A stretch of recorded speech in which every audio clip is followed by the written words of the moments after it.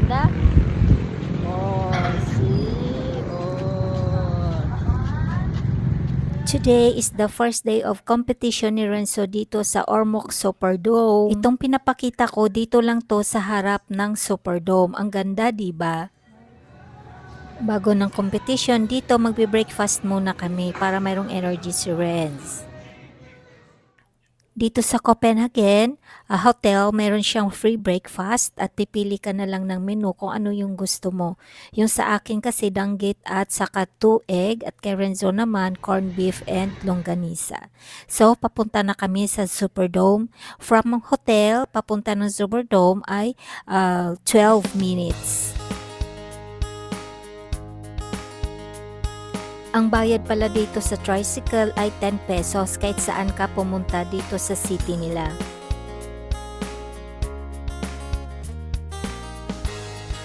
Sabi ng tricycle driver, mayroon daw silang 2 Robinsons, isang SM Mall at isang malaking Gaisano City.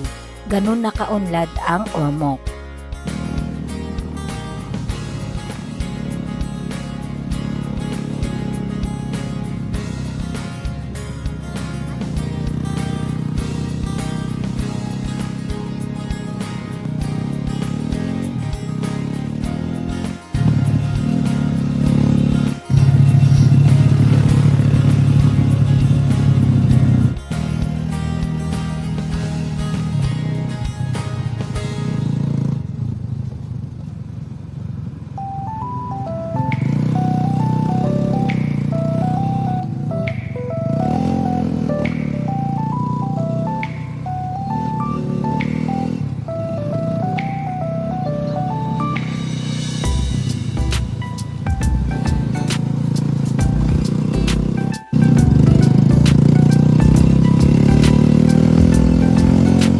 Pagdating namin, doon ko napag-alaman na seafront pala ang Superdome. Sobrang ganda ng view.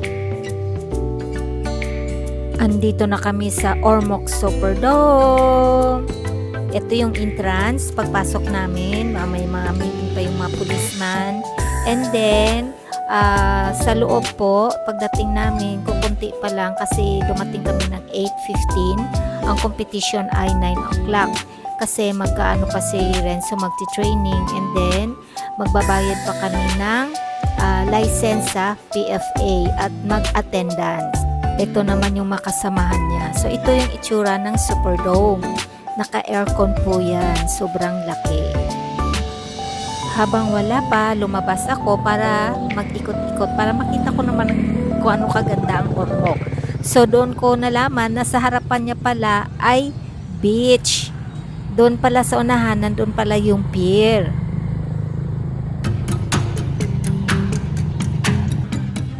Wow, ang ganda pala dito.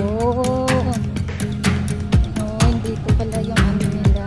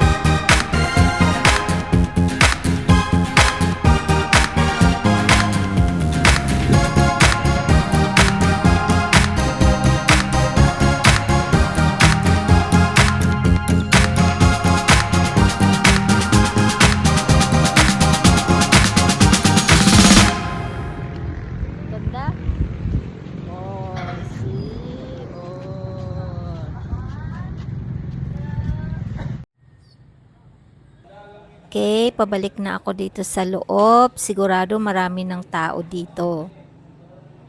After namin magbayad ng registration, yon magsistart na si Renzo ng training. Mag-workout muna siya with other FE fencers.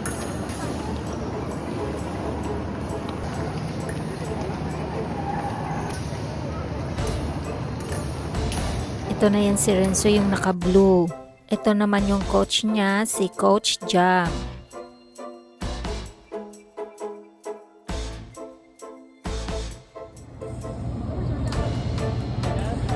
Sa Google, i-click mo lang yung Fencing Time Live at makikita mo na ang pangalan ni Renzo at ibang players. Sa totoo lang, nakakakaba talaga. Mabuti na lang itong anak ko ay hindi siya, relax lang siya palagi. Sa araw na ito ay 30 ang magko-compete with iba-ibang kategory. Si Renzo naman, ang kanyang opponent ay 5. Sa 5 na yon makikita ko ay 4 doon na nakakapaglaro na sa international. Si Renzo, first time niya makipag-compete sa PFA. Dito pa sa Ormoc. Kevin Carlos Salido from GCF and Renzo Van George Castillo from Republic of Mexico. Presentation na po ng mga fencers. Pool number 2 on list number 3, Miguel Jose Aguinaldo from Parax Southridge, Jude Daniel Canaveral from Pasig Fencing Team, Aljor Gonzalo from University of the East, Gabriel Bunaga from Ateneo de Manila University, Samuel Gatpaitan from Operation Fencing, and Kaiser Cesar Rosales from Quintin Modern Method. Referees Cristobal, Aurel Torres Sunar from Parax Southridge, Jacob Lee from Population Fencing, Rudy Osbert Sinay from Alabama Fencing, John Nicasti Malinaw from USD Fencing Team, Neil Lawrence Sikuya from Philippine Modern. Habang wala pang competition, tinawag ako ng PSA officer para ibigay ang license ni Renzo.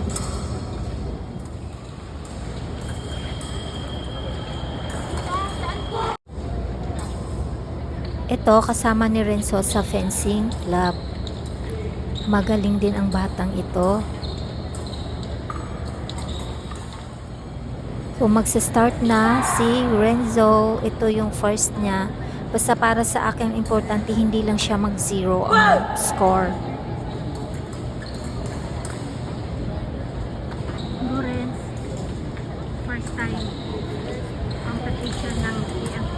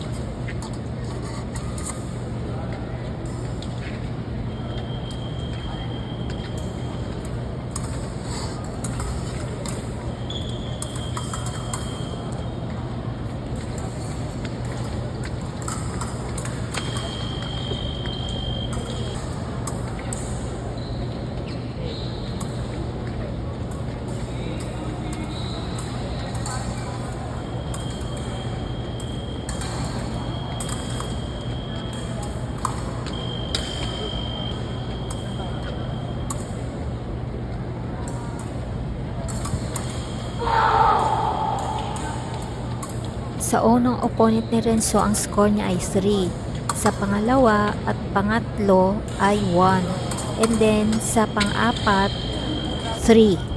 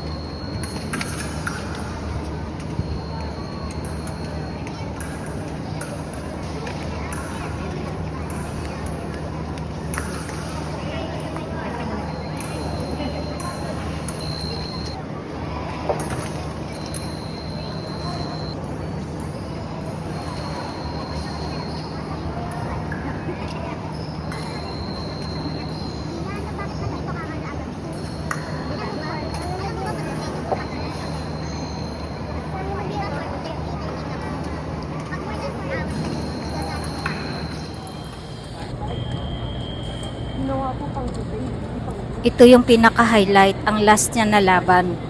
Malakas din ito at magaling. Pero dito siya nanalo. Imagine, 5 kay Renzo ang score, siya naman ay 4. Naku, pasalamat talaga ako na kahit first time niya, ay nagawa niya pa rin ang the best part niya.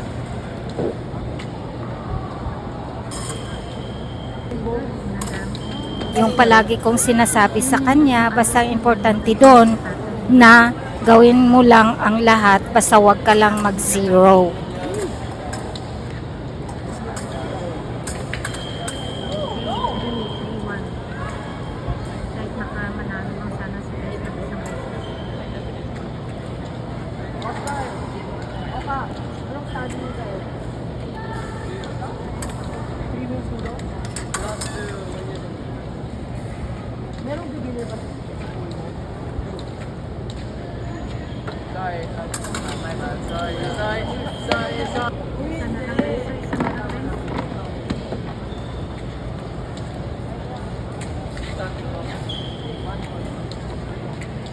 Tinalo mo.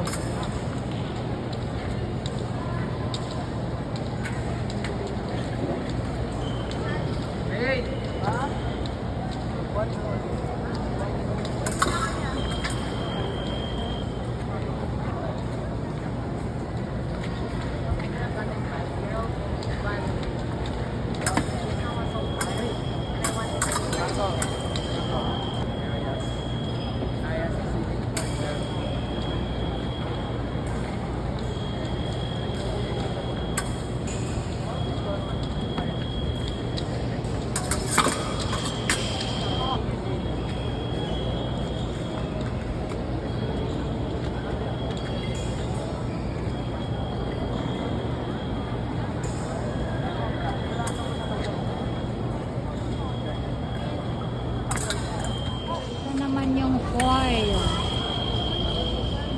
Natapos na yung kay Renzo, and then ang ginawa namin, nanood muna din kami ng laban ng kanyang mga kasama, at isa na doon yung laban ni Gav.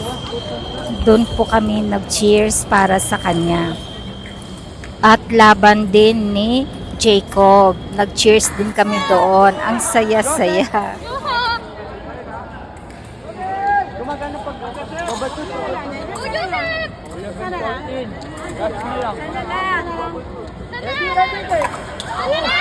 Uy, kayang yun, kayang ganun sana. Sutukin mo na. Galawin mo na yun.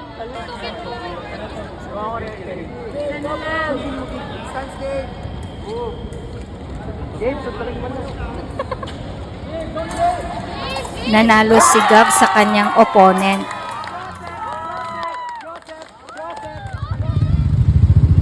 Pabalik na kami sa aming hotel at magpahinga. Ito pala yung view ng hotel namin sa highway. Yan, sa likod lang yan ng Jollibee. Kasi mag-aura ako ngayon. So, bagong gising after ng competition ni Renzo, umuwi kami dito sa bahay at nakapagpahinga at bagong gising ako. Kasi at 6:20 lalabas kami kasi invited kami sa dinner. Isa sa mga kasamahan ni Renzo, 10 years old, birthday niya ngayon, AP player. So invited kami ng family at ibang mga mga parents din invited sa resto. So mamaya at 6:20 lalabas kami, magta-tricycle lang kami. 11 minutes yung biyahe papunta doon.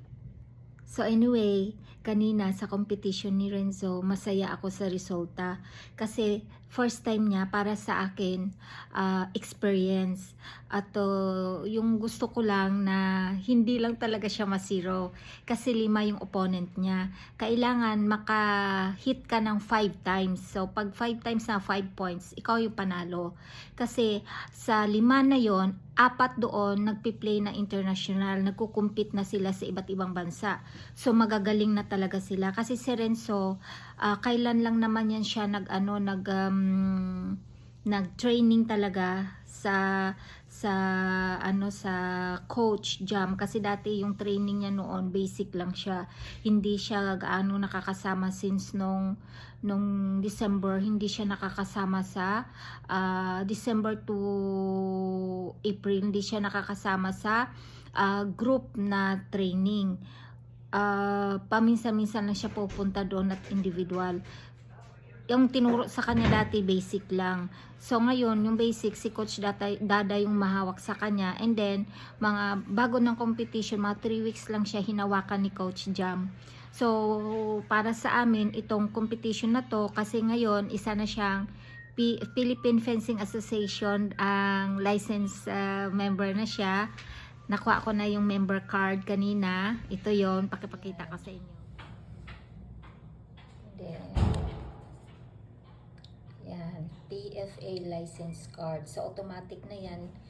Pag may mga competition, lalabas na yung name ni Renzo sa kanilang site. Anyway, ngayong araw na to, yung rank ni Renzo ay rank 25. Up to, yan sila 30. So, not bad na. At least naka 25 siya o first timer. Tapos, mostly talaga yun yung mga competition ay national team. So, bukas again, another competition, another challenge para kay Renzo. So, i-update ko na lang kayo. At saka, salamat talaga sa mga prayers, especially sa aking mga friends. Andito na kami sa venue. Dito kami magdi-dinner. At dito rin ang mga kasama namin kasi i-celebrate ang birthday ni Marcos.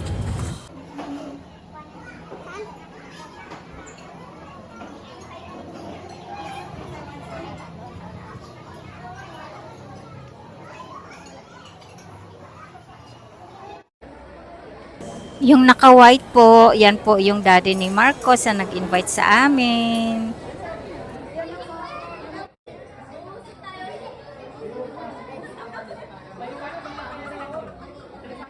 Ang saya ko po kasi yung mga parents na yan, yung iba first time ko na met, ang bait-bait nila at saka low profile po.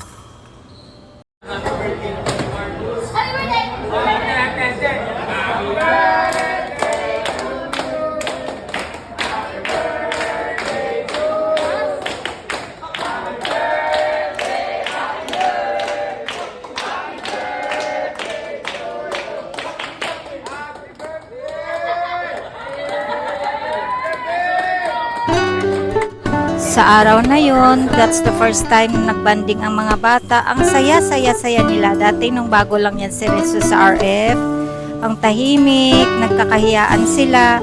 Pero yung araw na yon, ang saya-saya nila, lumabas pa at nag-ikot-ikot, parang ayaw nilang humiwalay sa isa't isa. Kaya, anyway, thank you Daddy sa pag-invite sa amin, and thank you for the parents, para din sa parents ng mga RF na mababait po. So anyway, see you tomorrow for the second day, and God bless!